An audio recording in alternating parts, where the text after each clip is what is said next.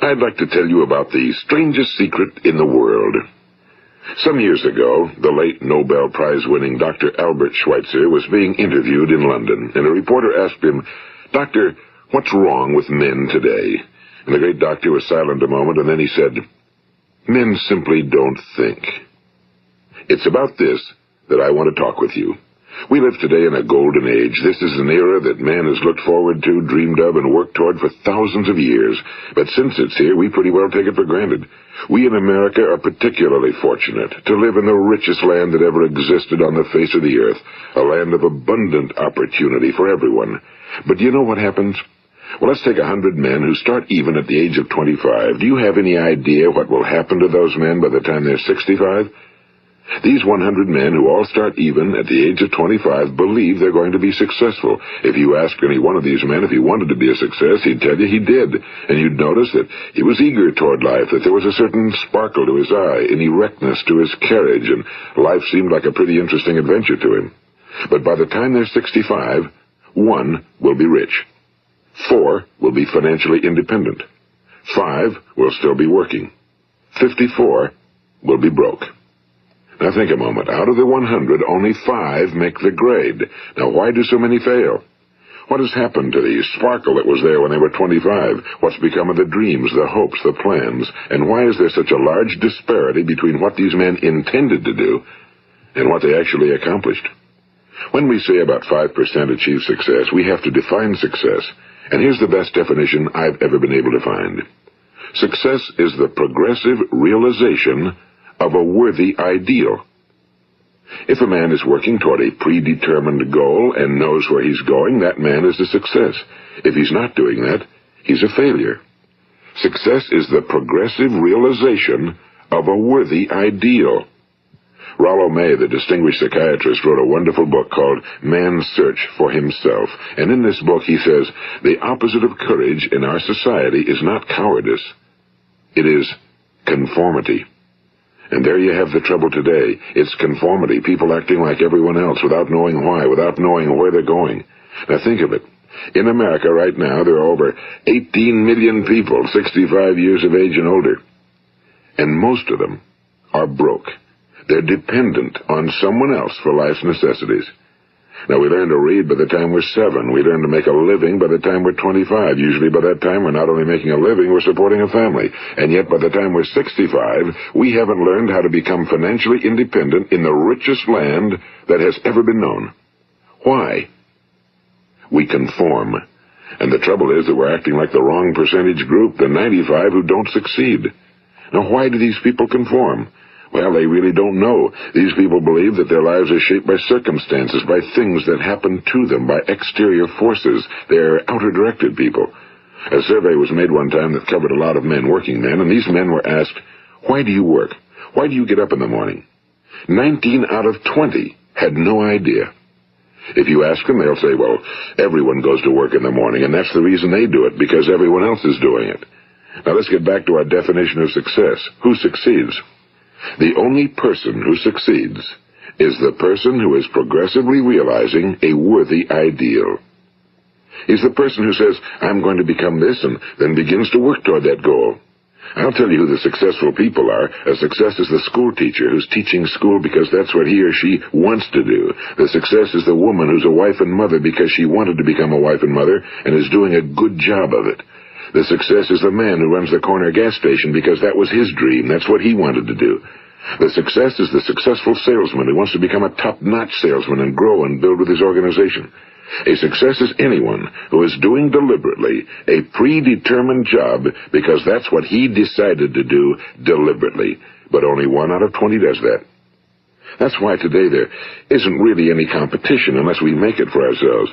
Instead of competing, all we have to do is create.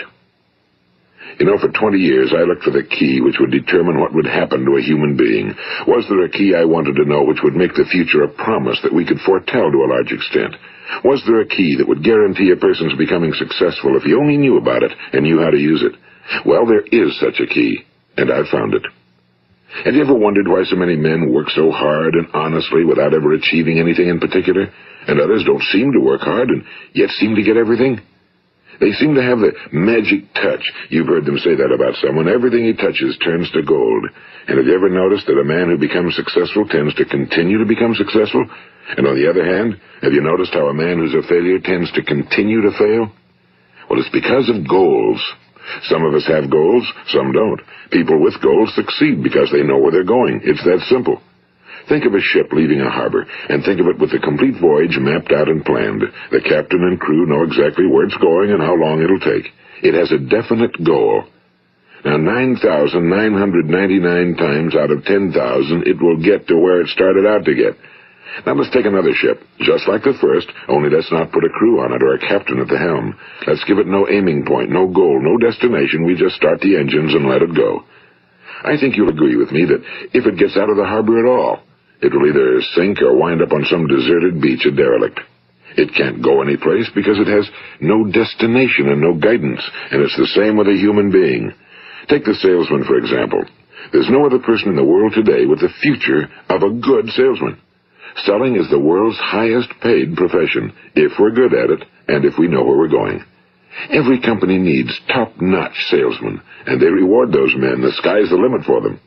But how many can you find? Someone once said the human race is fixed, not to prevent the strong from winning, but to prevent the weak from losing. The American economy today can be likened to a convoy in time of war. The entire economy is slowed down to protect its weakest link, just as the convoy had to go at the speed that would permit its slowest vessel to remain in formation. That's why it's so easy to make a living today. It takes no particular brains or talent to make a living and support a family today. So we have a plateau of so-called security, if that's what a person's looking for. But we do have to decide how high above this plateau we want to aim. Now let's get back to the strangest secret in the world, the story that I wanted to tell you today. Why do men with goals succeed in life and men without them fail? Well, let me tell you something which, if you really understand it, will alter your life immediately. If you understand completely what I'm going to tell you from this moment on, your life will never be the same again. You will suddenly find that good luck just seems to be attracted to you. The things you want just seem to fall in line, and from now on you won't have the problems, the worries, the gnawing lump of anxiety that perhaps you've experienced before. Doubt, fear, well, they'll be things of the past. Here's the key to success and the key to failure. We become what we think about. Now let me say that again. We become what we think about. Throughout all history, the great wise men and teachers, philosophers and prophets have disagreed with one another on many different things. It's only on this one point that they are in complete and unanimous agreement. Listen to what Marcus Aurelius, the great Roman emperor, said. A man's life is what his thoughts make of it. Disraeli said this. Everything comes if a man will only wait. I've brought myself by long meditation to the conviction that a human being with a settled purpose must accomplish it, and that nothing can resist a will that will stake even existence for its fulfillment. Ralph Waldo Emerson said this, a man is what he thinks about all day long. William James said, the greatest discovery of my generation is that human beings can alter their lives by altering their attitudes of mind. And he also said, we need only in cold blood act as if the thing in question were real, and it will become infallibly real by growing into such a connection with our life that it will become real.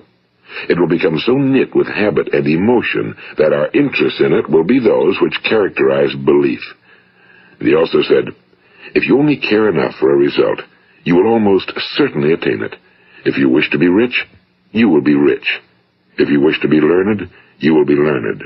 If you wish to be good, you will be good. Only you must then really wish these things and wish them exclusively, and not wish at the same time 100 other incompatible things just as strongly. In the Bible you read in Mark 9:23, if thou canst believe, all things are possible to him that believeth. My old friend Dr. Norman Vincent Peale put it this way, this is one of the greatest laws in the universe. Fervently do I wish I had discovered it as a very young man. It dawned upon me much later in life, and I found it to be one of the greatest, if not my greatest discovery outside of my relationship to God. The great law, briefly and simply stated, is that if you think in negative terms, you will get negative results. If you think in positive terms, you will achieve positive results. That is the simple fact, he went on to say, which is at the basis of an astonishing law of prosperity and success. In 3 words, believe and succeed. William Shakespeare put it this way: our doubts are traitors and make us lose the good we oft might win by fearing to attempt. George Bernard Shaw said, people are always blaming their circumstances for what they are. I don't believe in circumstances. The people who get on in this world are the people who get up and look for the circumstances they want, and if they can't find them, make them. Well, it's pretty apparent, isn't it?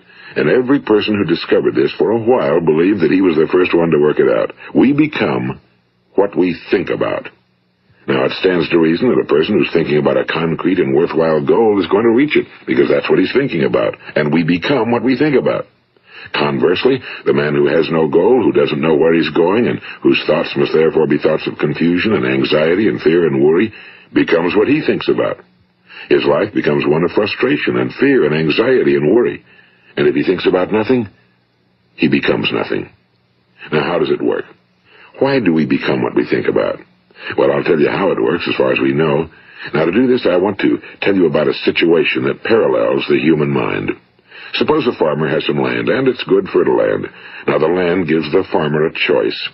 He may plant in that land whatever he chooses. The land doesn't care. It's up to the farmer to make the decision. Now, remember, we're comparing the human mind with the land because the mind, like the land, doesn't care what you plant in it. It will return what you plant, but it doesn't care what you plant. Now let's say that the farmer has 2 seeds in his hand. One is a seed of corn, the other is nightshade, a deadly poison. He digs 2 little holes in the earth and he plants both seeds, one corn, the other nightshade. He covers up the holes, waters, and takes care of the land, and what will happen? Invariably the land will return what's planted. As it's written in the Bible, as ye sow, so shall ye reap. Now remember, the land doesn't care. It'll return poison in just as wonderful abundance as it will corn. So up come the 2 plants, one corn, one poison. Now, the human mind is far more fertile, far more incredible and mysterious than the land, but it works the same way. It doesn't care what we plant. Success, failure. A concrete, worthwhile goal, or confusion. Misunderstanding, fear, anxiety, and so on. But what we plant, it must return to us. You see, the human mind is the last great unexplored continent on Earth. It contains riches beyond our wildest dreams. It will return anything we want to plant. Now, you might say, well, if that's true, why don't people use their minds more? Well, I think they figured out an answer to that one, too. Our mind comes as standard equipment at birth. It's free, and things that are given to us for nothing we place little value on. Things that we pay money for, we value. The paradox is that exactly the reverse is true. Everything that's really worthwhile in life came to us free. Our minds, our souls, our bodies, our hopes, our dreams, our ambitions, our intelligence, our love of family and children and friends and country, all these priceless possessions are free. But the things that cost us money are actually very cheap and can be replaced at any time. A good man can be completely wiped out and make another fortune. He can do that several times. Even if our home burns down, we can rebuild it. But the things we got for nothing, we can never replace. The human mind isn't used because we take it for granted. Familiarity breeds contempt. It can do any kind of job we assign to it, but generally speaking, we use it for little jobs instead of big, important ones. Universities have proved that most of us are operating on about 10% or less of our abilities. So decide now, what is it you want? Plant your goal in your mind. It's the most important decision you'll ever make in your entire life. What is it you want? Do you want to be an outstanding salesman? A better worker at your particular job? Do you want to go places in your company? In your community? Do you want to get rich? All you've got to do is plant that seed in your mind, care for it, work steadily toward your goal, and it will become a reality. It not only will, there's no way that it cannot. You see, that's a law, like the laws of Sir Isaac Newton, the laws of gravity. If you get on top of a building and jump off, you'll always go down. You'll never go up, and it's the same with all the other laws of nature. They always work. They're inflexible. Think about your goal in a relaxed, positive way. Picture yourself in your mind's eye as having already achieved this goal. See yourself doing the things you will be doing when you've reached your goal. Ours has been called the phenobarbital age, the age of ulcers and nervous breakdowns and tranquilizers. At a time when medical research has raised us to a new plateau of good health and longevity, far too many of us worry ourselves into an early grave trying to cope with things in our own little personal ways without learning a few great laws that will take care of everything for us. These things we bring on ourselves through our habitual way of thinking. Every one of us is the sum total of his own thoughts. He is where he is because that's exactly where he really wants to be, whether he'll admit that or not. Each of us must live off the fruit of his thoughts in the future, because what you think today and tomorrow, next month and next year, will mold your life and determine your future. You're guided by your mind. I remember one time I was driving through eastern Arizona, and I saw one of those giant earth-moving machines roaring along the road at about 35 miles an hour with what looked like 30 tons of dirt in it. A tremendous, incredible machine, and there was a little man perched way up on top with the wheel in his hands guiding it. And as I drove along, I was struck by the similarity of that machine to the human mind. Just suppose you're sitting at the controls of such a vast source of energy. Are you going to sit back and fold your arms and let it run itself into a ditch? Or are you going to keep both hands firmly on the wheel and control and direct this power to a specific, worthwhile purpose? It's up to you. You're in the driver's seat. You see, the very law that gives us success is a two-edged sword. We must control our thinking. The same rule that can lead a man to a life of success, wealth, happiness, and all the things he ever dreamed of for himself and his family. That very same law can lead him into the gutter. It's all in how he uses it, for good or for bad. This is the strangest secret in the world. Now, why do I say it's strange, and why do I call it a secret? Actually, it isn't a secret at all. It was first promulgated by some of the earliest wise men, and it appears again and again throughout the Bible, but very few people have learned it, understand it. That's why it's strange, and why for some equally strange reason it virtually remains a secret. I believe that you could go out and walk down the main street of your town and ask one man after another what the secret of success is, and you probably wouldn't run into one man in a month who could tell you. Now, this information is enormously valuable to us if we really understand it and apply it. It's valuable to us not only for our own lives, but the lives of those around us, our families, employees, associates, and friends. Life should be an exciting adventure. It should never be a bore. A man should live fully, be alive. He should be glad to get out of bed in the morning. He should be doing a job he likes to do because he does it well. One time I heard Grove Patterson, the great late editor-in-chief of the Toledo Daily Blade, make a speech, and as he concluded his speech, he said something I've never forgotten. He said, "My years in the newspaper business have convinced me of several things. Among them, that people are basically good, and that we came from someplace, and we're going someplace. So we should make our time here an exciting adventure. The architect of the universe didn't build a stairway leading nowhere." And the greatest teacher of all, the carpenter from the plains of Galilee, gave us the secret time and time again. As ye believe, so shall it be done unto you. I've explained the strangest secret in the world and how it works.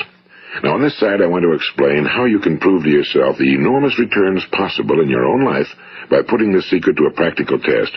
I want you to make a test that will last 30 days. It isn't going to be easy, but if you'll give it a good try, it will completely change your life for the better. Now, back in the 17th century, Sir Isaac Newton, the English mathematician and natural philosopher, gave us some natural laws of physics which apply as much to human beings as they do to the movement of bodies in the universe. And one of these laws is that for every action, there is an equal and opposite reaction. Simply stated, as it applies to you and me, it means we can achieve nothing without paying the price. The results of your 30-day experiment will be in direct proportion to the effort you put forth. To be a doctor, you must pay the price of long years of difficult study. To be successful in selling, and remember that each of us succeeds to the extent of his ability to sell.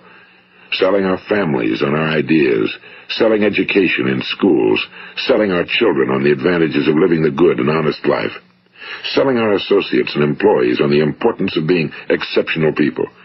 To, of course, the profession of selling itself. But to be successful in selling our way to the good life, we must be willing to pay the price. Now, what is that price? Well, it's many things. First, it's understanding emotionally, as well as intellectually, that we literally become what we think about, that we must control our thoughts if we're to control our lives. It's understanding fully that as ye sow, so shall ye reap. Second, it's cutting away all fetters from the mind and permitting it to soar as it was divinely designed to do. It's the realization that your limitations are self-imposed and that the opportunities for you today are enormous beyond belief. It's rising above narrow-minded pettiness and prejudice. And third, it's using all your courage to force yourself to think positively on your own problem, to set a definite and clearly defined goal for yourself, to let your marvelous mind think about your goal from all possible angles, to let your imagination speculate freely upon many different possible solutions, to refuse to believe that there are any circumstances sufficiently strong to defeat you in the accomplishment of your purpose, to act promptly and decisively when your course is clear, and to keep constantly aware of the fact that you are, at this moment, standing in the middle of your own acres of diamonds, as Russell Conwell used to point out.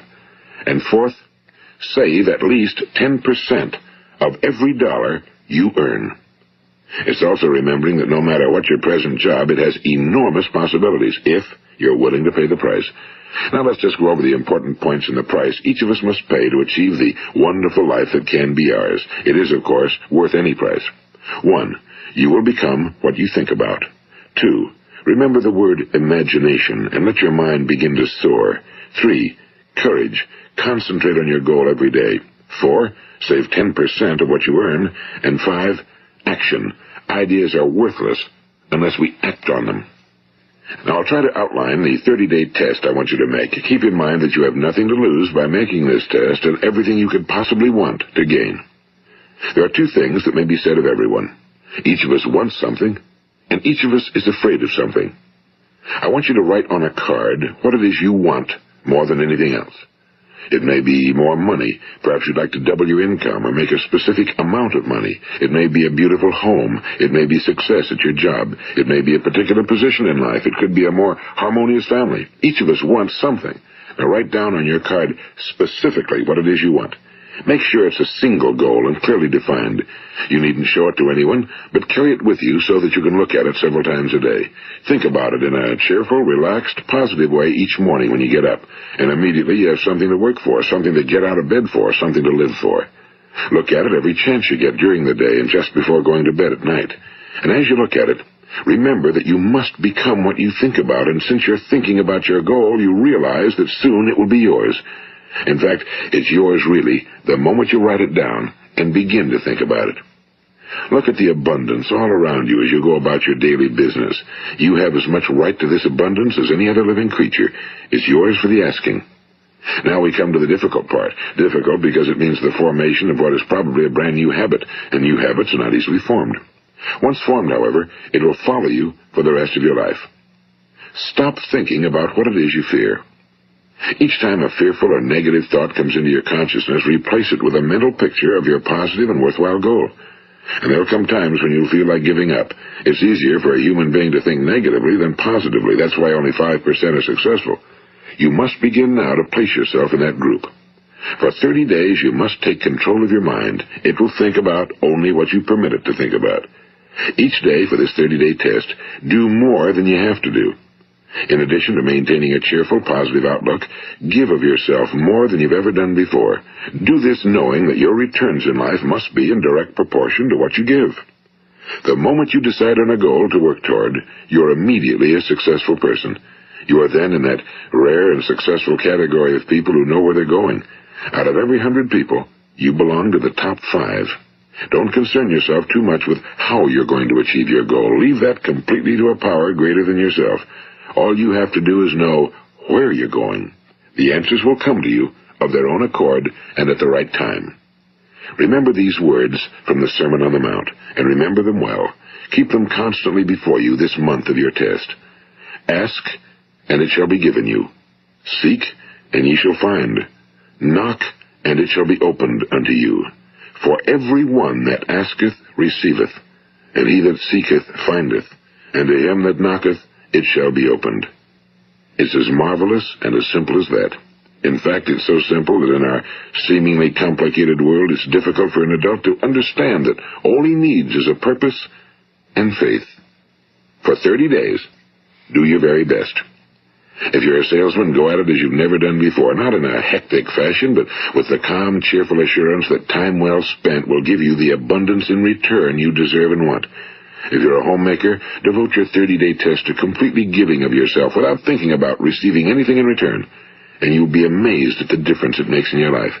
No matter what your job, do it as you've never done it before for 30 days. And if you've kept your goal before you every day, you'll wonder and marvel at this new life you've found. Dorothea Brand, the outstanding editor and writer, discovered it for herself and tells about it in her fine book, Wake Up and Live. Her entire philosophy is reduced to the words, act as though it were impossible to fail. She made her own test with sincerity and faith, and her entire life was changed to one of overwhelming success. Now, you make your test for 30 full days. Don't start your test until you've made up your mind to stick with it. You see, by being persistent, you're demonstrating faith. Persistence is simply another word for faith. If you didn't have faith, you'd never persist. If you should fail during your first 30 days, by that I mean suddenly find yourself overwhelmed by negative thoughts, you've got to start over again from that point and go 30 more days. Gradually, your new habit will form until you find yourself one of that wonderful minority to whom virtually nothing is impossible. And don't forget the card. It's vitally important as you begin this new way of living. On one side of the card, write your goal, whatever it may be. On the other side, write the words we've quoted from the Sermon on the Mount. Ask, and it shall be given you. Seek, and ye shall find. Knock, and it shall be opened unto you. Nothing great was ever accomplished without inspiration. See that during these crucial first 30 days, your own inspiration is kept at a peak. And above all, don't worry. Worry brings fear, and fear is crippling. The only thing that can cause you to worry during your test is trying to do it all yourself. Know that all you have to do is hold your goal before you. Everything else will take care of itself. Remember also to keep calm and cheerful. Don't let petty things annoy you and get you off course. Now, since making this test is difficult, some will say, why should I bother? Well, look at the alternative. No one wants to be a failure. No one really wants to be a mediocre individual. No one wants a life constantly filled with worry and fear and frustration. Therefore, remember that you must reap that which you sow. If you sow negative thoughts, your life will be filled with negative things. If you sow positive thoughts, your life will be cheerful, successful, and positive. Now, gradually, you will have a tendency to forget what you've heard on this recording. Play it often. Keep reminding yourself of what you must do to form this new habit. Gather your whole family around at regular intervals and listen to what's been said here. You know, most men will tell you that they want to make money without understanding the law. The only people who make money work in a mint. The rest of us must earn money. This is what causes those who keep looking for something for nothing or a free ride to fail in life. The only way to earn money is by providing people with services or products which are needed and useful. We exchange our time and our product or service for the other man's money. Therefore, the law is that our financial return will be in direct proportion to our service. Now, success is not the result of making money. Making money is the result of success, and success is in direct proportion to our service. Most people have this law backwards. They believe that you're successful if you earn a lot of money. The truth is that you can only earn money after you're successful. It's like the story of the man who sat in front of the stove and said to it, give me heat, and then I'll add the wood. How many men and women do you know, or do you suppose there are today, who take the same attitude toward life? There are millions. We've got to put the fuel in before we can expect heat. Likewise, we've got to be of service first before we can expect money. Don't concern yourself with the money. Be of service. Build, work, dream, create. Do this, and you'll find there's no limit to the prosperity and abundance that will come to you. Prosperity, you know, is founded upon a law of mutual exchange. Any person who contributes to prosperity must prosper in turn himself. Sometimes the return will not come from those you serve, but it must come to you from someplace, because that's the law. For every action, there is an equal and opposite reaction. As you go daily through your 30-day test period, remember that your success will always be measured by the quality and quantity of service you render, and money is a yardstick for measuring this service. No man can get rich himself unless he enriches others. Now, there are no exceptions to a law. You can drive down any street in America and from your car estimate the service that's being rendered by the people living on that street. Had you ever thought of this yardstick before? It's interesting. Some, like ministers and priests and other devoted people, measure their returns in the realm of the spiritual, but again, their returns are equal to their service. Once this law is fully understood, any thinking person can tell his own fortune. If he wants more, he must be of more service to those from whom he receives his return. If he wants less, he has only to reduce his service. This is the price you must pay for what you want. If you believe you can enrich yourself by deluding others, you can end only by deluding yourself. It may take some time, but just as surely as you breathe, you'll get back what you put out. Don't ever make the mistake of thinking you can avert this. It's impossible. The prisons and the streets where the lonely walk are filled with people who tried to make new laws just for themselves. We may avoid the laws of man for a while, but there are greater laws that cannot be broken. An outstanding medical doctor recently pointed out 6 steps that will help you realize success. 1. Set yourself a definite goal. 2. Quit running yourself down. 3. Stop thinking of all the reasons why you cannot be successful and instead think of all the reasons why you can. 4. Trace your attitudes back through your childhood and try to discover where you first got the idea you couldn't be successful, if that's the way you've been thinking. 5. Change the image you have of yourself by writing out a description of the person you would like to be. And 6. Act the part of the successful person you have decided to become. The doctor who wrote those words is a noted West Coast psychiatrist, Dr. David Harold Fink. Do what the experts since the dawn of recorded history have told you you must do. Pay the price by becoming the person you want to become. It's not nearly as difficult as living unsuccessfully. Make your 30-day test, then repeat it again, and each time it will become more a part of you until you'll wonder how you could ever have lived any other way. Live this new way and the floodgates of abundance will open and pour over you more riches than you may have dreamed existed. Money? Yes, lots of it. But what's more important, you'll have peace. You'll be in that wonderful minority who lead calm, cheerful, successful lives. Start today.